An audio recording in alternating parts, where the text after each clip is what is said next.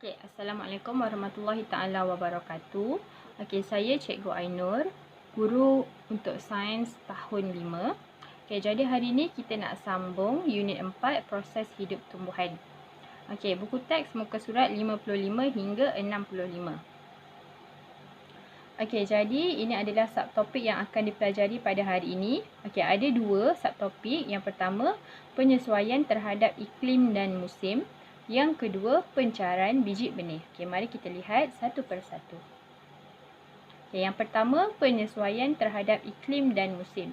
Okay, kalau sebelum ni kita dah belajar bagaimana haiwan menyesuaikan diri dengan keadaan iklim dan juga musim. Jadi sekarang kita nak tengok bagaimana pula cara tumbuhan sesuaikan diri terhadap perubahan iklim dan juga musim. Okay. Sama seperti haiwan, tumbuh-tumbuhan juga mempunyai ciri-ciri khas untuk sesuaikan diri dengan cuaca yang panas dan musim kemarau. Okay. Mari kita lihat. Yang pertama adalah akar yang panjang. Mampu menyerap air jauh ke dalam tanah. Contoh tumbuh-tumbuhan adalah pokok kaktus. Kaktus boleh hidup dalam iklim yang sangat panas dan juga kering. Mari lihat yang kedua pula adalah batang yang menyimpan air. Ada sesetengah tumbuh-tumbuhan mempunyai batang yang besar untuk menyimpan air. Ini membolehkan tumbuhan itu terus hidup walaupun dalam musim kemarau ataupun cuaca panas yang melampau. Contohnya adalah seperti pokok kaktus dan juga pokok pisang. Batang kaktus mempunyai keupayaan untuk menyimpan air yang boleh membantu ia untuk terus hidup dalam cuaca yang panas. Yang ketiga pula adalah menggulungkan daun. Ini adalah cara tumbuh-tumbuhan untuk mengurangkan kehilangan air. Ada beberapa contoh tumbuhan. Yang pertama adalah pokok jagung, pokok pisang dan juga pokok kunyit. Seterusnya menggugurkan daun. Sesetengah tumbuhan seperti pokok getah, dia akan gugurkan daun untuk kurangkan kehilangan air yang banyak. Seterusnya daun yang berpecah-pecah. Daun yang berpecah-pecah contohnya seperti pokok kelapa. Pokok kelapa ni dia mempunyai batang yang fleksibel yang tidak mudah patah apabila ditiup angin. Selain daripada tu, daunnya yang berpecah-pecah juga mampu mengurangkan rintangan angin dan sekaligus mengelakkan ia daripada tumbang apabila ditiup angin kencang. Dan yang terakhir sekali adalah daun yang berbentuk jarum.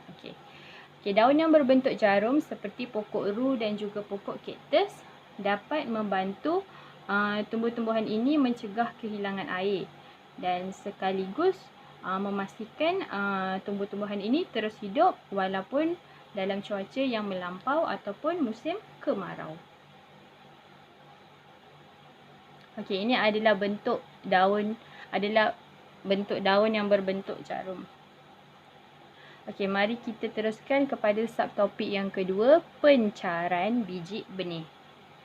Kalau ada buku teks pencarian biji benih muka surat 59. Apakah maksud pencarian? Pencarian itu ialah cara tumbuh-tumbuhan membawa biji benihnya jauh daripada induknya. Pencarian ini dia membantu biji benih disebarkan ke tempat lain.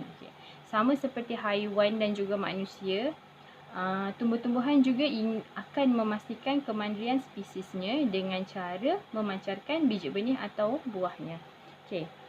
Ada 4 cara bagaimana tumbuh-tumbuhan memancarkan biji benihnya dan ini adalah ciri-ciri biji benih tersebut. Yang pertama adalah angin.